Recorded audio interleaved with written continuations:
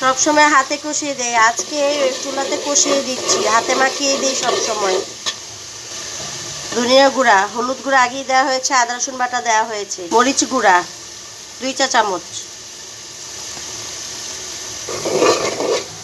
আজকে কষিয়ে গরুর মাংস দিয়ে আলু দিয়ে ঝোল করব।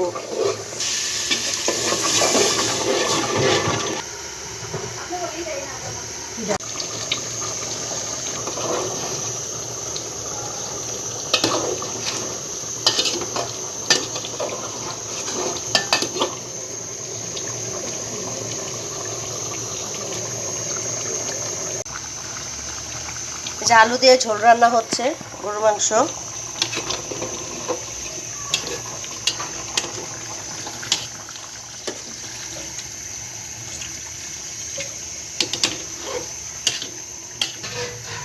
নামালে